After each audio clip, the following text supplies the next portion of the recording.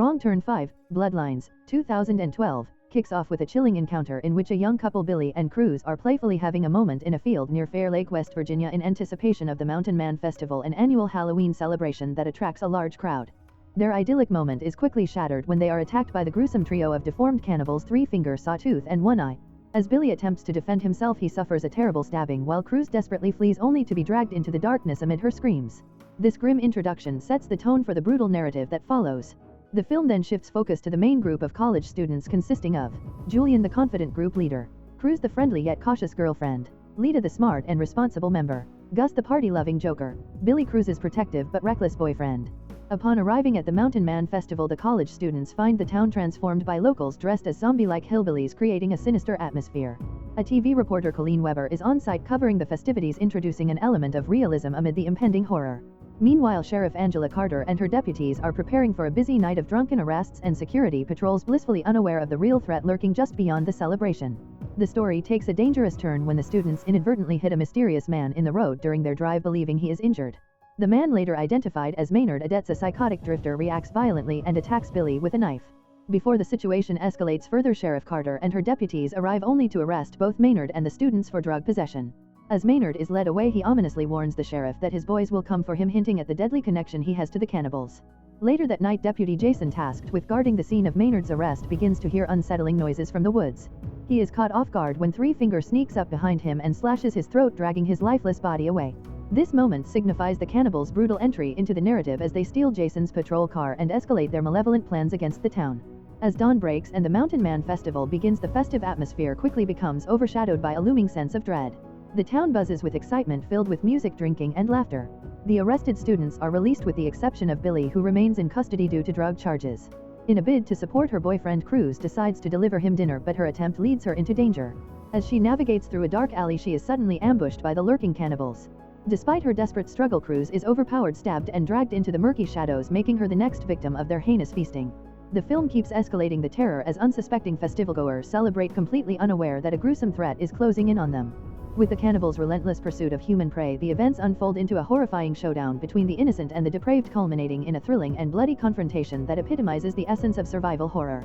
In summary, Wrong Turn 5, Bloodlines expertly marries elements of slasher horror with the eerie backdrop of a flawed celebration, creating an unrelenting atmosphere filled with violence, tension, and the haunting presences of its cannibal antagonists. Each character's fate intertwines with the festival's revelry, transforming what was meant to be a joyous occasion into a nightmare of blood and terror. The story follows Lita and Julian, who unbeknownst to them return to their motel while their friends are already dead. Meanwhile, Sheriff Carter is at the police station attempting to contact Deputy Jason. When he fails to respond, she has a sinking feeling that something is amiss and commands her remaining deputies to patrol the town. Suddenly, the power cuts out, enveloping the town in darkness. In his cell, Maynard mocks Sheriff Carter, gleefully announcing that his accomplices have already begun their killing spree, indicating that a greater horror is about to unfold. As the motel's atmosphere grows tense, Gus hears a knock on his door. Expecting to see one of his friends, he opens it only to be brutally attacked with a machete to the stomach. Staggering back, he finds himself ambushed by the notorious cannibals Three Finger and Sawtooth, who violently gut him, leaving Lita screaming in sheer terror. Sensing the imminent danger, Lita and Julian flee into the ominous woods, desperate to escape the hunters on their trail. At the police station, Sheriff Carter prepares for the cannibals' final assault alongside her last loyal deputy, Mose. In a dangerous twist, Maynard tricks Lita into releasing him from his cell, which provides him the opportunity to escape. Shortly thereafter, the cannibals launch a surprise attack on the police station, brutally killing Mose with an axe. Sheriff Carter finds herself overpowered, and Maynard escalates the brutality by duct taping a shotgun to her mouth, setting up a lethal booby trap that will force her to stand on her tiptoes to avoid pulling the trigger. As the station begins to blaze, Carter's endurance wanes, culminating in her tragic death when the shotgun fires, obliterating her head. With her death, the town stands utterly defenseless against the sinister forces at play. Amid this chaos, Lita emerges as the last remaining survivor. She races through the treacherous woods, hoping to find help. Eventually, she reaches a road and manages to flag down a passing vehicle, a glimmer of hope igniting within her as she approaches the car, believing she is safe at last.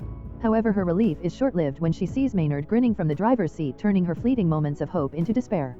Wrong Turn 6, Last Resort, distinguishes itself from its predecessors, transitioning from a straightforward survival horror narrative to a psychological descent filled with madness and an unnerving focus on familial bloodline obsession, defining the core of the horror that unfolds throughout the film. The opening scene sets a violent and grim tone, taking place in the West Virginia wilderness, where a biker couple, Daria and Nick, unwittingly discover an abandoned hot spring. While enjoying a flirtation and relaxing moment, they become the targets of the treacherous hilliker cannibals Three Finger, One Eye, and Sawtooth.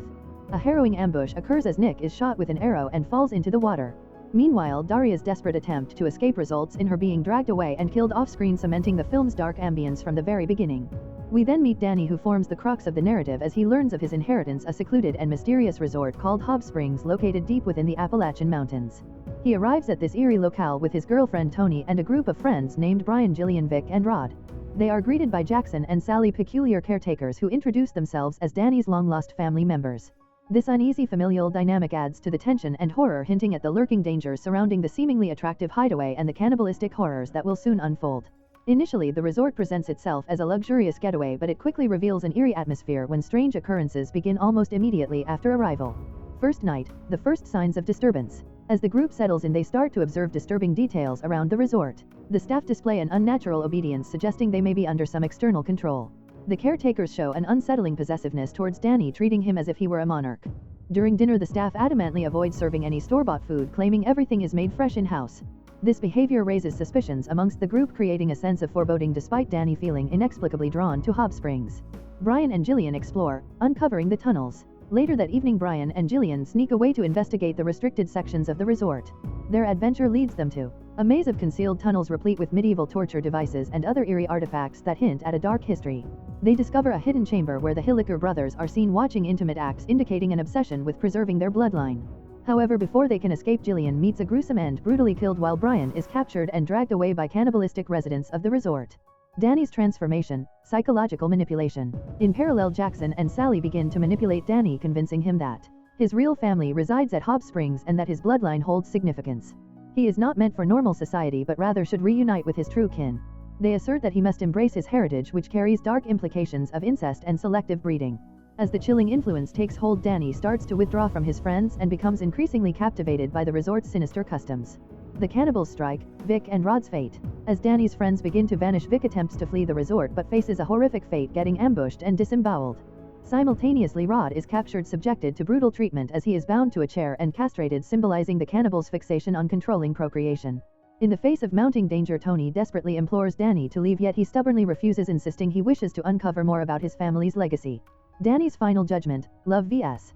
blood. In the film's climax, Danny confronts a pivotal choice. He must decide whether to kill Tony to prove his allegiance to the Hilliker family. Tony, bound and helpless, begs him to escape from his family's oppressive grasp, hoping for redemption. For a fleeting moment, it appears that Danny might defy this dark fate and set her free. However, in a harrowing twist, he ultimately chooses to perpetuate his family's traditions by murdering Tony himself. This act signifies Danny's complete transformation, selecting his bloodline over love, morality, and sanity. Final scene, ascending to power. The narrative reaches its unsettling conclusion with Danny stepping into the role of leader within the Hilliker family. The family preparing for the next chapter of their twisted legacy that promises to continue the cycle of horror. The implication that the cannibalistic bloodline will persist, ensuring the dark legacy of Hot Springs remains unbroken. This chilling conclusion marks a significant moment in horror storytelling, where the protagonist willingly embraces the cannibalistic heritage, suggesting a future entrenched in terror. If you enjoy watching this video, then subscribe to Angel Recaps for the latest movies explanation.